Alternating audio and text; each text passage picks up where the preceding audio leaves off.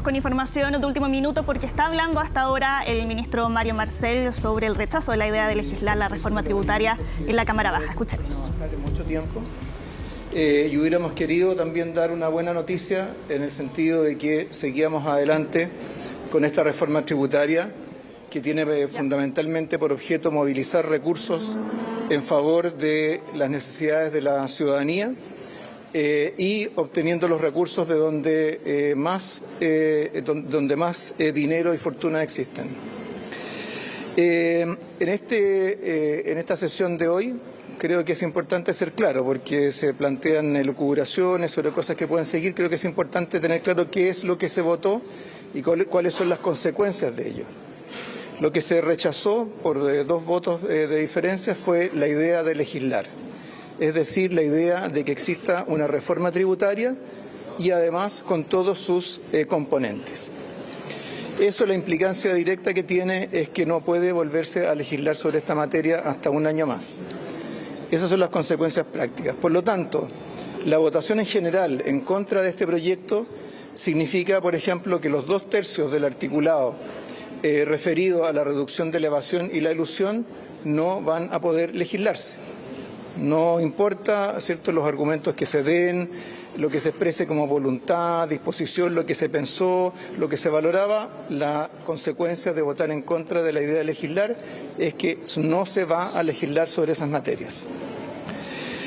De esta manera, entonces, se rechazó la idea de que exista una reforma tributaria, que los recursos que generara esa reforma tributaria fueran a financiar el aumento de la PGU, fueran a financiar la reducción de las listas de espera en los hospitales, fueran a financiar la reducción o el aumento de recursos para la salud primaria, que se creara o se desarrollara un sistema de cuidados. Eso es lo que se votó en contra.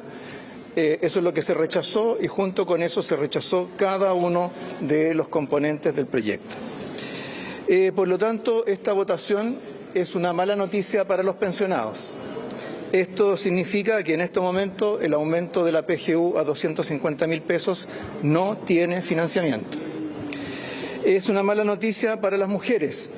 En el Día Internacional de la Mujer explicamos que esta es una reforma tributaria que beneficiaba a las mujeres, que gravaba particularmente a los hombres de altos ingresos y de alto patrimonio y que además financiaba acciones del Estado en beneficio de esas mujeres, particularmente a través de la PGU y del sistema de cuidados.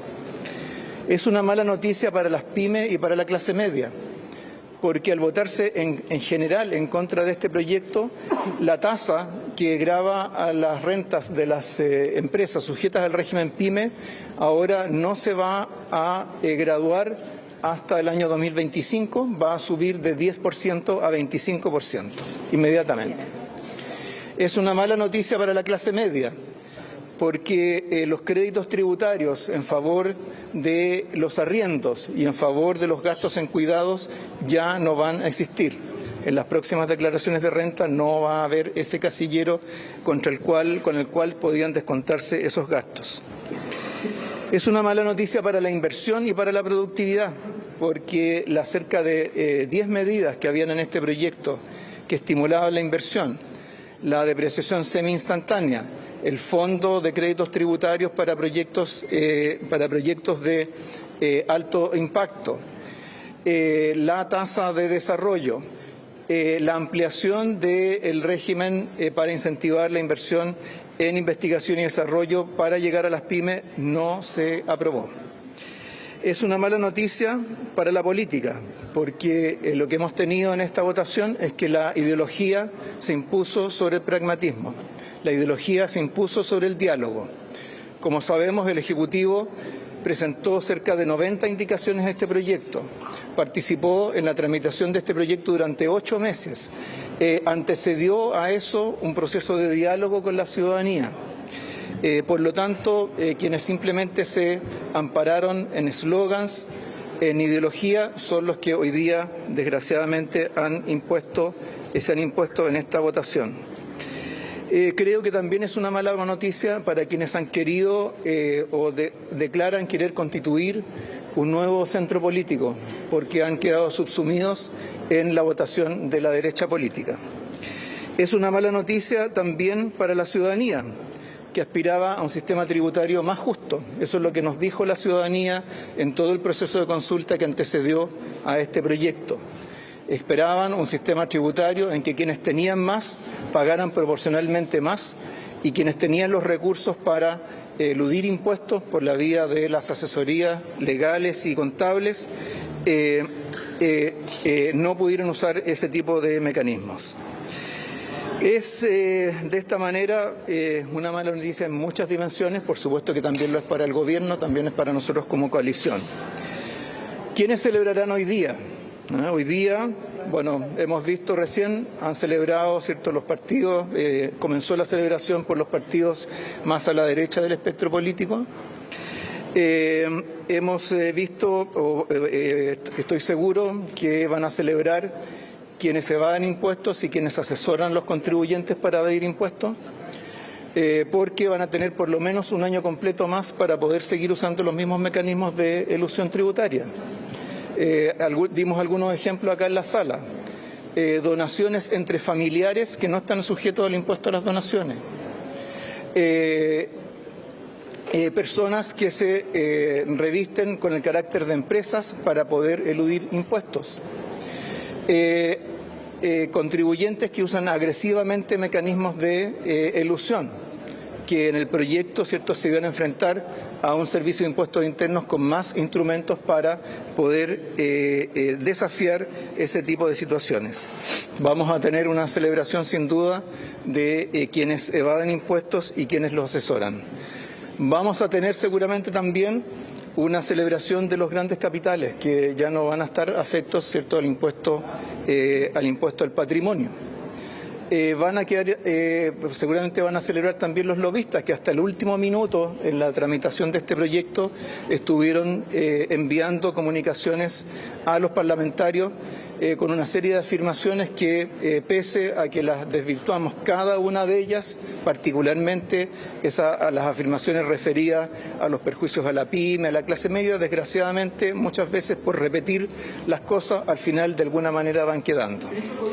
De esta manera, entonces, creemos que lamentamos que se haya dado esta situación, lamentamos que tener que comunicar esta mala noticia a la ciudadanía, lamentamos estar dando un motivo para celebración de quienes debían aportar más en el esfuerzo tributario. Y, por supuesto, reevaluaremos toda esta situación junto con el presidente de la República para ver, ¿cierto?, cómo seguimos adelante con la agenda del Gobierno. Se le consulta si se va a insistir respecto a la insistencia, si se va a esperar solo un año, porque también estaba el mecanismo para poder establecer la posibilidad de buscar una insistencia a través del Senado. Próximo lo vamos a definir una vez que hayamos evaluado adecuadamente la situación. Por supuesto, nosotros estamos previendo un escenario distinto, un escenario en el cual continuara un proceso de diálogo para tener una reforma tributaria que beneficiara a las grandes mayorías del país. No ese es el camino por el cual optó esta mayoría en la Cámara de Diputados, así que, por supuesto, no estamos ahora en condiciones de definir exactamente qué pasos se van a seguir, pero no podemos, por esa vía, creo que no podemos dejar de llamar la atención sobre el significado de esta votación, independientemente de los pasos que sigan, de los argumentos que se den, de las decisiones que se tomen. Creo que el hecho de que se haya votado en contra de la idea de legislar sobre una reforma tributaria y todos sus componentes, creo que es un tema de la mayor gravedad política, económica y social. ¿Se hace algún mea culpa respecto a los diálogos? ¿Hay algún mea culpa que se puede hacer respecto a los diálogos que se habrían hecho con la oposición para buscar acuerdos, o se agotaron todas las instancias a su juicio? Mire, yo creo que cuando un parlamentario o parlamentaria se enfrenta a la decisión de votar en general por un proyecto, independientemente de qué conversaciones, diálogos, documentos, etcétera, haya recibido, tiene que tener claro por qué es lo que está votando. Lo que hemos escuchado ahora, justo antes de encontrarnos con ustedes, sugiere que o no se entiende o no se quiere entender el significado de votar en contra de la idea de legislar de este proyecto. Perfecto. Se le consulta también respecto a en qué pie queda la reforma de pensiones, a propósito también del rechazo de este Bueno, financiamiento. yo diría que respecto de la reforma de pensiones, Si hoy día se ha impuesto la ideología sobre el pragmatismo, creo que seguramente las conclusiones que se estarán sacando del otro lado del espectro político será que habrá que insistir en la ideología. ¿Lo toma como una derrota, ministro, en términos del escenario político que se está dando entre la oposición y el oficialismo?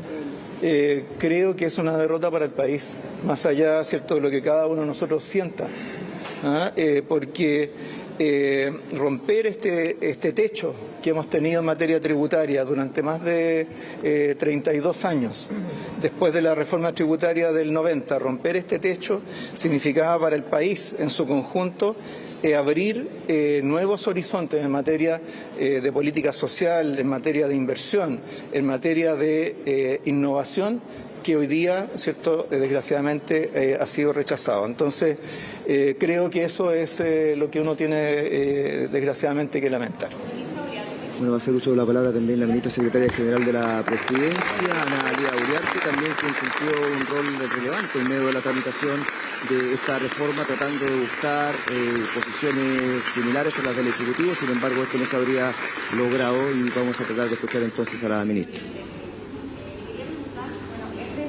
Se le consulta respecto a este escenario que se viene dando en términos del trabajo legislativo y el rol que ha jugado la oposición, que también ha generado más de alguna postura disímil respecto a lo que son las iniciativas del Ejecutivo, y este, sin lugar a dudas, que viene a ser un precedente para lo que pueda ser el trabajo en torno a la agenda del gobierno. Escuchamos a la ministra de la Secretaría General de la Presidencia. Es una situación muy lamentable la que se generó en el día de ayer entre la diputada Delgado y que involucró a un ministro del presidente Boric, como es el ministro Ávila.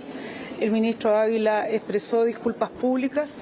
En lo personal, estuve ayer con Viviana Delgado y hoy día me comuniqué con ella porque físicamente no la vimos. Estamos escuchando entonces también ahora a la ministra Ana Lía Uriarte y antes al ministro de Hacienda, Mario Marcel, argumentando también ¿qué es lo que ocurre después de este rechazo a la idea de legislar por la reforma tributaria, que era uno de los bastiones, de los pilares del gobierno del presidente Gabriel Boric? Todavía dice hay que conversar la situación para ver si es que se va a acudir o no al Senado en una nueva instancia o se busca otra alternativa para poder financiar y tener más fondos fiscales. Claro, una mala noticia para el país fue la respuesta que entregó ahí el ministro Marcel, considerando que parte importante de la agenda que desde un comienzo se había trazado el gobierno de Gabriel Boric dependía en gran medida del avance de la reforma tributaria. Vamos a hacer un corte, ya estamos de regreso con información internacional, no se vayan.